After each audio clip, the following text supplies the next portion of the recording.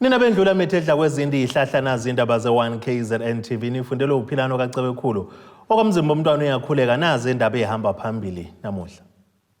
Ufuna ubulungiswa owacishe wadlwengulwa. iPSA ibhikishele izimo zesibhedlela saseNgwelezane kanti ANC igxeka abazama ukuketula eyeTheku. Sanamukela kwindaba ze1KZNTV. Owesifazane wasendaweni yasezavutha eMandeni ngaphansi kwaWard 17 enyakatho nekamthaniya uthi ufuna ukubona kwenza ubulungiswa kulandela ngesigameko esamehlele ngonyaka u2021 lapho esola khona kwayiKhansela kule ndawo ngokuzama ukumnukubeza ngokocansi kade behlele endlini yakhe. Kwanelezwana neminyaka ngama-26 yobudala uthi sekuphele kunyaka wonke umseshi wakhe engamtshela lutho malungana nokuqhubekayo ngaleli cala ekubeni umsolwa engaphandle ngebhayili. Ngesikhathi ithimba lifika ekhaya likazwane ubese silandisa ngento eyenzeka ngelanga lokhansela azama ukumdlwengula ngalo. Ahlala eLukhuzaneni endlini yakhe ukhansela. Ngithe mangihleli laba sawuthenga utshwala ukhansela wazama ukulela nami esengihleli.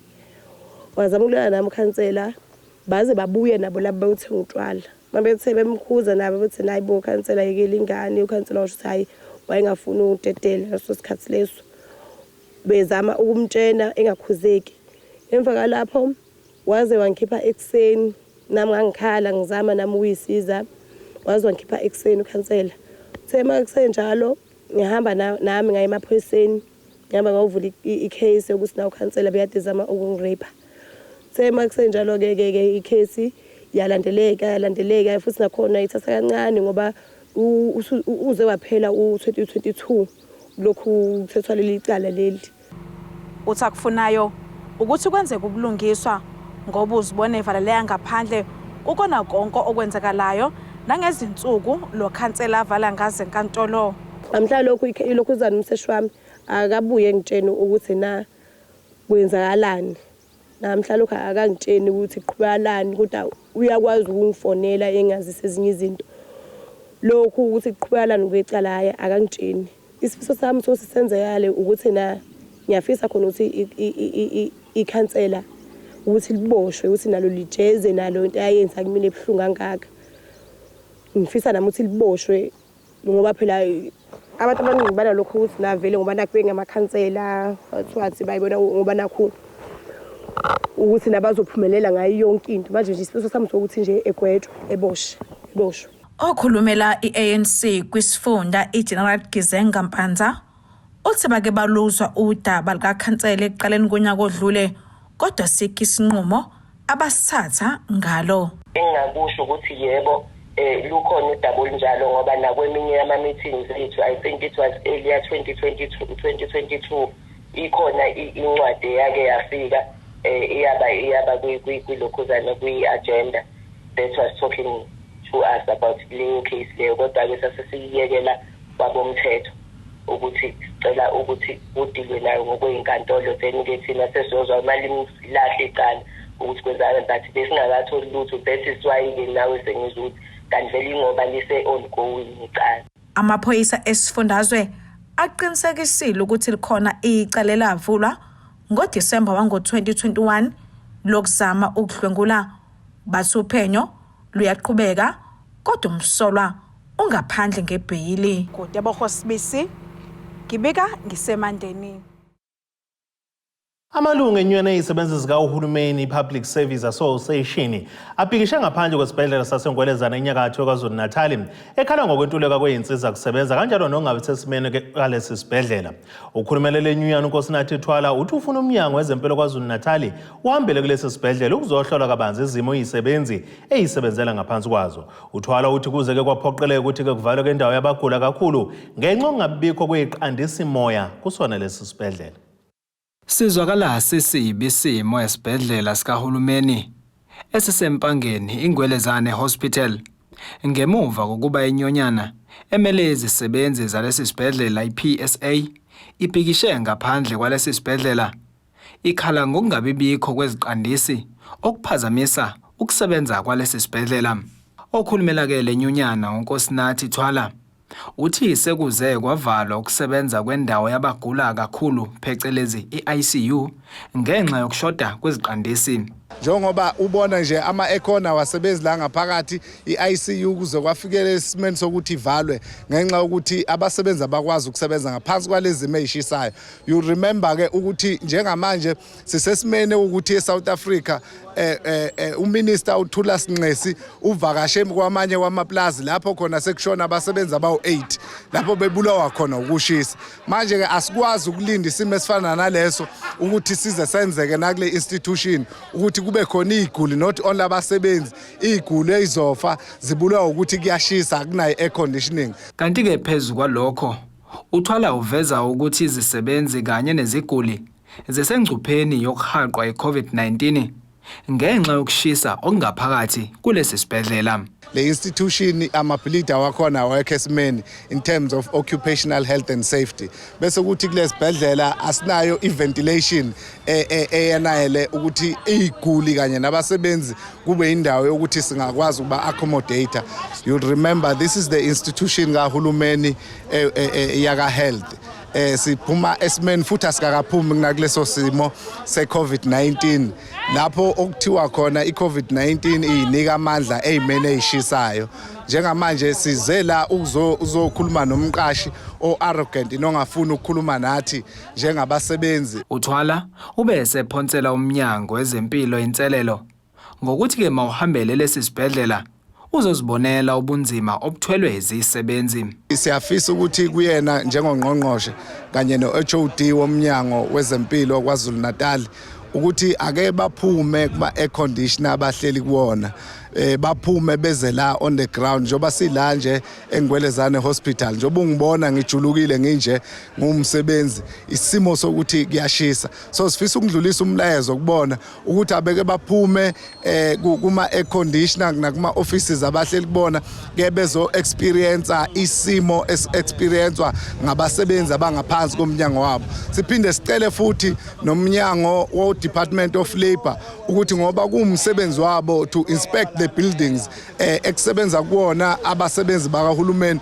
ke beze bezohlola lesi sibhedlela ukuthi ngabe sisesimeni ekufanele yini ukuthi abantu noma si-accommodate abantu noma abasebenzi bangene ngaphakathi bakwazi ukusebenza balekelela iguli. Kanti kushaye isikhathi sokushicilela udaba umnyango wezempilo ungakatholakali ukuphawula. Ezindabeni za1KZNTV kubeka umqondisi Myeni ngeseNgwelezane. Unobhala we-ANC KwaZulu-Natal uBheka Umtolo uthi abanalo uvalo ngemeya yaseThekwini uMxolisi Khawunda baculisekile ngomsebenzi wakhe. Ukusho lokwesithangamisa bezindaba kakulandela umhlangano obuholo baleli qembu othatheke insuku ezimbili novalo ngumengameli walo leli qembu Cyril Ramaphosa. Umtolo uthi laba basabisa ngokuketula uKhawunda ngevoti ongabethembi njengemeya mabaqhubeke kepha angeke baze baphumelele. Uphinde wakubalula ukuthi ke sekusetshenzwe kakhulu ukuzama ukubuyisa kesithunzi salesi sifundazwe njengoba ke sake sakhahlanyezwa nayizikhukhula. I-ANC KwaZulu-Natal ithe izoyithathela izinyathelo inkampani ephehla ugesi u-Eskom uma ushaya indiva umyalelo wamengameli uCyril Ramaphosa ukuthi ungayinyusi imali ekhokhwa ngabantu. Kodwa sithi umengabe uEskom enenkani iqhubeka omasipala abalidwa i-ANC besebenza nenhlaka zomphakathi mabaqoqe imizwa yasemphakathini basuke bona omasipala baye enkantolo bathole abameli baye enkantolo bayomisa ukukhushulwa kogesi. That's what we're saying. Kusasa ngibhala incwadi ngibhalela bonke omasipala abalidwa i-ANC omeya nomunicipal manager ukuthi if uEskom akavumelani nomongameli instruction kamongameli ukuthi akaye ukukhuphula ugesi then omasipala be-ANC mabahambe baye enkantolo bawumisa uEskom. It means gonna be a huge battle. Umtolo uthe bajabule ngomsebenzi wamasipala weTheku wathi laba abazama ukuketula imeya uMxolisi Khawunda angeke baze baphumelele. Siyajabula ngomsebenzi owenziwe umasipala waseThekwini ukhokhelwa umeya uKhawunda ngokuthi bebuya ezikhukhuleni ezinkulu kodwa sebekwazile ukuthi infrastructure eningi bayibuyisele ku service like oThongathi and other areas. Siyavuma futhi ukuthi kwipipe elikhulu elifaka amanzi kwa eMlazi nakaMakhutha nakefolweni bafakela ipipe elilodwa amapipe amakhulu awu2 amanzi elinye ipipe selilimele ngoba it was built more than 15 years ago. IFP EDA with its stooge IFP inqilebana zabo bangaqhubeka nje bafake ivote of no confidence. Ngicabanga badlala umdlalo wezepolitiki shem uvisa nje hayi bayazi nabo ama-numbers abanawo bangayifaka weekly, we don't have a problem, we'll defeat them weekly. Uphinde wakuveza ukuthi zikhona ezinhlelo zokulungisa udaba lwamanzi kwelinye lamawadi eThekwini. Umasipala waseThekwini unawo ama-plans okwenza, for example banohlelo le-1.5 billion abazolenza lamanzi, and siyacabanga ukuthi into esizobatshela yona ukuthi maba-increase ukuletha ama-water tanker kulo mphakathi waseward 1, baphinde babheke nokuthi ngeke bakwazi ukufaka amabhoholi in the system besakha ama-schemes amakhulu. Ngoba uyokhumbula ukuthi iTheku abantu abaningi abazi, iTheku lithatha amanzi eHazelmere Dam, but amanzi amaningi eThekwini liwathatha eMigma Dam eMaritzburg. That's how far amanzi iTheku liwathatha khona. Umbiko abewethula namhlanje umtolo kwisithangami sabezindaba ungomhlangano obuholi be-ANC KwaZulu-Natal buveza ukuthi owabe engungqongqoshe wezemfundo KwaZulu-Natal uMthandeni Dlungwana usephinde waqokwa kwisigungu esiphezulu seleli qembu KwaZulu-Natal uyena kanye namanye amalungu amabili. Kuzokhumleka ukuthi uDlungwana waxoshwa ngesikhathi kushintshwa ecabinet kwafakwa ukwazi Mshengu. Ezindabeni ze1KZNTV ngu-Ayanda Dube ibika ngiseThekwini. Uhlalo wekomiti lemfundo ephakeme kanye nezesayensi ePhalamende likazwelonke uNompendulo Mkhatshwa uthi bahambela zonke izikhungo zemfundo ephakeme ngenhloso yokubheka ukuthi zimi ngomumo na ukuqala ukufunda nokufundisa kulonyaka u2023. Ekhuluma neziko lezindaba le1KZNTV ngenkathi behambele kwesikhungo semfundo ephakeme ongoye, uMkhatshwa uveza ukuthi bafuna ukuqinisekisa ukuthi isikhwama semali esilekelela abafundi NSFAS senza ngokufanele ukulekelela abafundi. Njalo ngokuqala konyaka ezikhungweni zemfundo ephakeme kuleli kuyayi kube nembhikisho yabafundi enodlame nalapho besuke bekhala khona ngezinto eziningi ezahlukene. Ikomiti lemfundo ephakeme ePhalamende likazwelonke lihambele ezinye zezikhungo zemfundo ephakeme enyakatho nesifundazwe KwaZulu-Natal okuyinyuvesi yakwaZulu ongoye kanye nasemfolozi TVET ukuqinisekisa ukuthi ngabe lezi zikhungo sezikulungele yini ukwamukela abafundi kulonyaka ka2023. Part of our engagements, of course, are to understand the state of institutions, how many students are enrolled, what qualifications are offered there, in terms of gender dynamics in the leadership of the university, and just general representation in terms of even people who are living with disabilities. So we've had those type of conversations in our committee meetings, but when we get into conversations around the state of the infrastructure, the surroundings of the Usihlalo waleli komiti uNompendulo Mkhatshwa uthi okunye bakubhekayo uqinisekisa ukuthi izindawo zokuhlala abantwana zanele yini kanjalo nalezi ezakhiwayo zizophela ngesikhathi yini. Our members really wanting to understand the progress on some of these infrastructure development projects. Are they on time?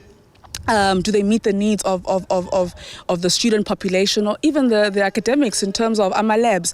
You know, as an educator or a lecturer, if there's a particular way you would like to teach, when you can actually see these instruments there, it's easier to believe them when they're saying they're working on infrastructure and how far it is if you can actually see it, and that's what we're here to do. Of course, we will also take concern on the speed of some of these projects. Are they being completed on time? Another reason why we had to not only be at Richards Bay campus, but also come here to Ongoye campus, is to see or have an understanding, a lived understanding of the private accommodation that supports the university. I mean, we would be aware that University of Zululand cannot take up all the students that are enrolled in the institution, so they also do rely on the private student accommodation. Okunye leli komiti lithi lifuna ukuqinisekisa isikhwama esisiza abafundi ngemali okuyi-NSFAS ukuthi ngabe sisebenza ngendlela yini ukugwema ukusala ngaphandle kwabanye abafundi abazimisele ukungena esikhungweni zemfundo ephakeme. Last year we had a 2-day working session with NSFAS to figure out why do these appeals not get resolved on time?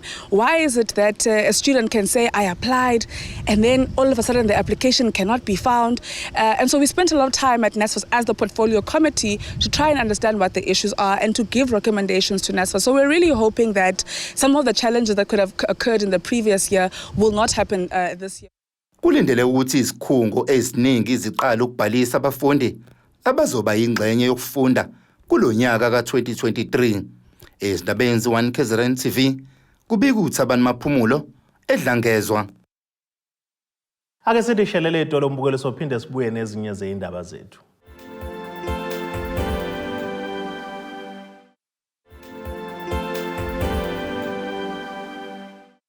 Asibonge nina beselo siphinde sinamukele nisabukele zona indaba ze1KZNTV.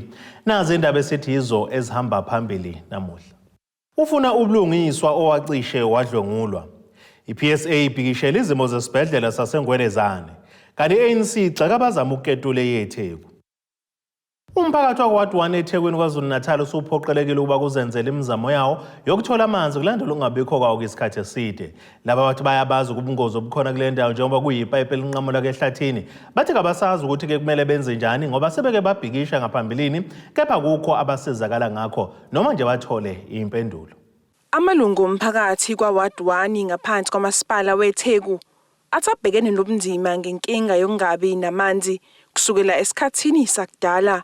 Angiphatheke kabi kakhulu njengelunga lomphakathi ngokungabi khona kwamanzi la emphakathini ngoba kusukela ekhanseleni elidala engekho kuze kube ekhanseleni la manje awekho, so asiliboni ushintsho mayelana namanzi ekhanseleni elidala nakwelisha awukho umehluko. Ingane zezikole ayikwazi ukuthola kahle amanzi, kufuna ibuye ezikoleni ihambe ziye emfuleni, isikhathi sokudadisha zisimoshe emfuleni ngenxa yokuthi amanzi awekho. Ingakusho ngokwamanzi sekuneminyaka eminingi mhlambe more than 10 years amanzi kusinenkinga yamanzi. Ubona nje abantu sebewakhala kuyona le ndawo ekanje. So ama-water tank mefikile afika mhlambe abo-3 awakwazi ukusupply isigodi sisonke. Sekuneminyaka nje eminingi kakhulu amanzi siwahluphekela. Angazi ukuthi yini engasisiza, angazi ngoba amakhansela athembisa awasizi ngalutho. Afika ama-water tank asupply ipipini phezulu lapha eliyelo lapha ethangini ngakontuli kodwa asisizakali ngalutho. Lo mphakathi usuqhamuke nesixazululo sesikhashana esewulekelelayo kuba uthole amanzi, uvulwe ipipe lamanzi elikhulu elikhona kuleya ndawo elihamba ehlathini. Kwenze kwangcunywana umphakathi mowenza kanje ngoba siyakwazi ukuthi sithole ukuphuza, abanye bengxenye yethu abakwazi ukufinyelela, so sophila noma siphila kabuhlungu kulesimo sanamhlanje. Kubuhlungu kakhulu ngaleli pipe ngoba amanzi adlula la kumina ahambe aye kwabanye, abanye bawathole kodwa mina ebedlula la esuka ngakimina kodwa mina angikwazi ukuthi ngiwathole. Angazi ukuthi indaba ukuthi amanzi edlula kumina kodwa ngiwahluphekele. Khona nje bokukanje la isehlathini akukho ukuphepha la ngaqhamuka nenyoka. Kwawona amanzi lawa ngisho ukuthi ahlanzeke ngokwanele nje beqhamuka kuleli pipe ngoba sasuka edamini from asapaya eThekwini. Athi awakahlanzeki nje behamba kanje asangcolile kwawona. Kwesinye isigodi kuyona iwadi umphakathi uthe izimoto ezithutha amanzi zithathe isikhathi eside ukubalethela. Kuloko impela sithathile isikhathi eside.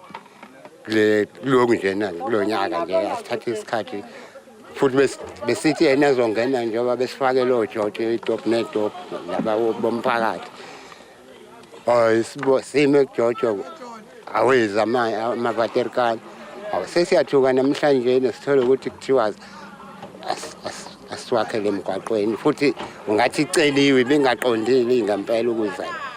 Kusho ukuthi namhlanje kube mhlambe lo oqhamukile wayicela besisasenkingeni ngoba besisizana thina somphakathi kulama table tank lawa semakhaya lawa asemxhasweni.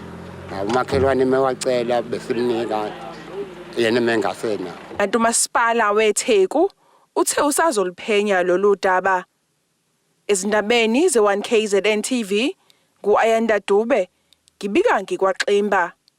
Uqalile umshikashiko wokubhalisela ukungena kwezikhungo zemfundo ephakeme kuleli. Lo ngunobhala wenhlangano yabafundi SASCO kwisikhungo semfundo ephakeme iUNISA kwisiyingi sasesimisonkonya eThekwini KwaZulu-Natal uMduduzi Maluleka. Uthi-ke uhlelo lokubhalisa lubuka lusahamba kahle kakhulu, ikakhulukazi kulabo abazoqala kepha ababhekene nengqinamba ukulekelela labo bevele befunde kulesi sikhungo ngenxa yezihibi kakhulukazi ezithina kwisikhwama esilekelela kwabafundi weNSFAS. Nakuba olayini abade abebejwayele ukubonakala uma abafundi bebhalisela ukuthola izikhala zokufunda ezikhungweni zemfundo ephakeme bengandile njengokujwayelekile, usuqalile umshikashika. Lokhu kungenxa yokuthi iningi lezikhungo seyikwenza ngobuchwepheshe besimanje manje. Kepha ikhona ingcosana esabebela khona ezikhungweni ngenhloso yokuthola usizo ngenxa yezingqinamba ezithize. Loyo ongunobhala kweSASCO esimisonkwanyana uthi-ke okwamanje iy'nkinga ezinkulu zibhekene nalabo abebevele befunda. Iy'ngqinamba esibhekana nazo izingqinamba ezingatheni kwabantu abazoqala ukufunda eUNISA. Kodwa inkinga ekhona enkulu kakhulu abantu akade bevele befunda khona eUNISA ngenxa yokuthi ngesikhathi beregister kule minyaka edlula kwakunenkinga yeCovid. So sasingakwazi ukuthi sibalekelele kahle ngendlela. So ngesikhathi benza iregistration yabo benza amaphutha manje lonto isiyaba affecta manje mase ukuthi bazo register manje for this academic year. Kunenkinga yokuthi abafundi abaningi banama outstanding fees. Okwenza lokho kuzodala inkinga yokuthi mase kumele kufanelezwe ama registration abo. Lokho angeke kuze kwenzeke ngoba kuzothiwa bayakweleta. Ngesikhathi iziko lendaba lahambele isikhungo saseUNISA sithele phezulu kwabanye abebeneyinkinga. Omunye wabo wenza unyaka wokugcina kusukela ke ngonyaka u2021 kuze kube imanje uhlengezela inyembezi uma ke echaza ngenkinga abhekene nayo nathi ke sekumisenze impilo yakhe ngenxa yokubhala ivivinyo zokuhlolwa ngobuchwepheshe besimanje manje. Ngisubmithile kahle ama assignment akunankinga but exam angikhona ngisubmitha kwiportal. Ngakhona ukusubmitha kule app yabo ke. Why singamakelwa kwi-app? Because phela it's either way. Bayifunile le app sangamakelwa. Sangakhona ukuyisebenzisa i-app sisubmithile kwiportal sangamakelwa. Why ke manje ngingasasebenzi i-app? Management la ekhaya ukhofena uyasenda ama-email abakusizi. Abe-EFFSC e-DUT baxaka ke ukushaya ngonya olonwabo okulethwa kokuhlulwa labo ke abalekelelwa yisikhwama uNSFAS kanye ke nokungabibikho kohlelo lokuqhubeka nokubhalisa uma ke kuhlasele ukucima kagesi phecelezi ke i-load shedding eqhubekayo kuleli, kanti basabisa ngokulimisa nse uhlelo lokubhalisa uma ke lezi inkinga zingalungiswa ngokusheshsha. Bese expect funding list from NSFAS yangafika akekho umfundi osebenzisa NSFAS usakwazile ukuregister school manje. Namhlanje futhi akekho sakwazile ukuregister. Kusasa as FF Student Command sesithumile SRC ukuthi ahambe represent ngaphakathi issue with abafundi ba NSFAS because ekugcineni bazogcina sebephuca ama-offer sekuregister laba abanemali kuphela.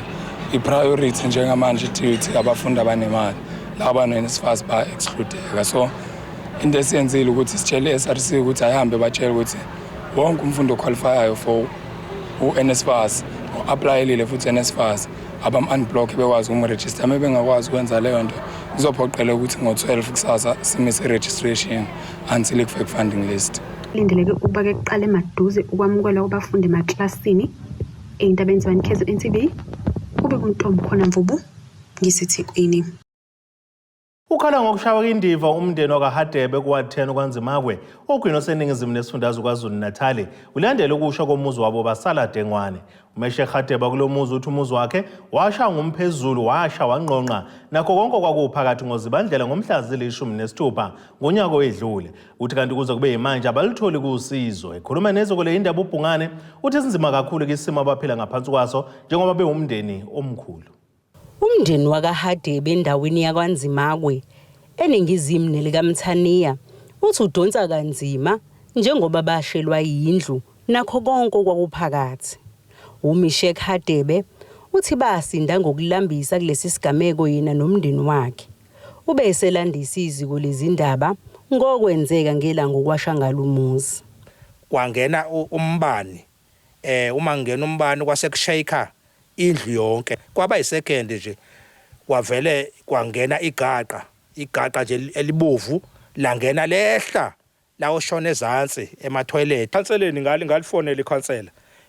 Ikhansela la selithinta abakwa disaster bafika ke baletha lezo ziphontshi ezimbili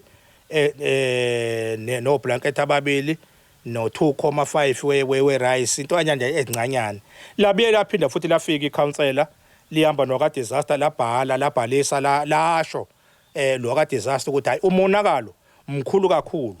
Kuze kuzoba manje angikatholi impendulo, angikatholi lutho. Nami ke akulula ukuthi ngilifonele ikhansela ngilibuze ukuthi kutheni ningangisizi ngoba nabo bathi basahamba basayozama. Ukhansela wakuWard 10 uthi lukhona usiza balithumela kulomndeni kodwa udaba lokulungiswa komuzi balithumela kumnyango wezokuhlalisa kwabantu ukuthi ulisebenze. Wafika udisaster nabo ngiyacabanga ukuthi bawofakazi balokho kulomndeni udisaster wafika wakuletha kwamaphasela neziphontshi kodwa ngagcina lapho sikwasazi ukuthi njengomkhandlu udisaster wona okwawo ukubhalisa leso simo uqedwe uyathatha yonke imininingwane uyise ka human settlement. Manje okwethu ukuthi silandeleke kwa human settlement ukuthi ngabe bakuphi nohlelo lokulungisa lo muzi lo. uHadebe ubesenxusa noma imuphi umsamariya olungile ongabanika usizo njengoba bedonsa kanzima. Isicelo nje sami kakhulu kulo obonayo nakulo othintekayo into eyangehlela nami engangayilindelanga ngoba lo muzi wami bengu-renovator ngo-2021 ngoSeptember ngishobhela ngenza yonke into ihambe kahle kodwa kuthe ngoDisemba ngehlelwa ke lo mshophi. Konto nje umuntu anayo angithinte ngokwamkela lolo sizo oluvelayo noma into zendlu noma umuntu ofuna ungakhela noma ufuna ukwenzani ngoba le ndlu enhlizweni yami iyang-abuse kakhulu nabantwana abuse. Ezindabeni ze1KZNTV kube kuzamando Sicele ngisesayidi. Ake sithi ishelele itolo sophinda sibuye futhi nezinye zindaba.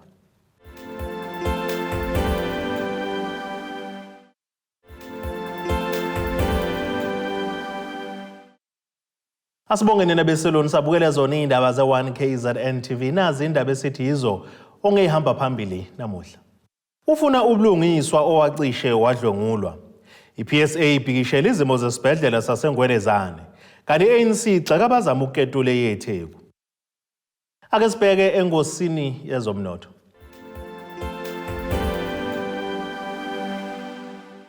Iranda kuleli bizo 17.18 cents kuyidola laseMelika bengu-21.29 cents kupondo waseBrithani bengu-18.69 cents kuyi-euro yase-Europe kanti intengo yegolide $1,050.50 ounce kuthi intengo yolongahluziwe bengu-$88.19 cents umphongolo. Ake sibheke engosini ezemidlalo.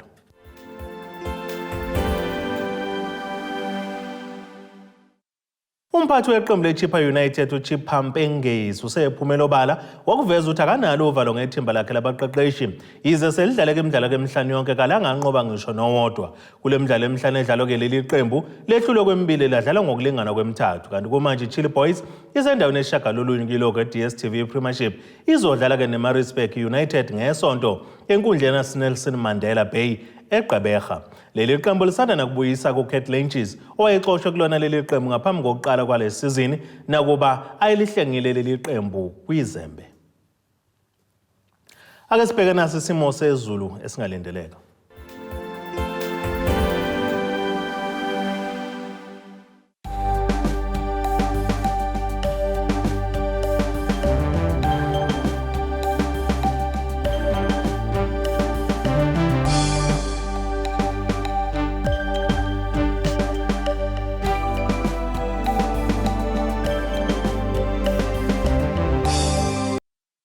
Nina benyathe emnyama kandaba ejame ngomkhonto ophezulu komzimvubu amamponda isaba ukuyehlela zingako bese iphaka namuhla kuze kube ngokuzayo.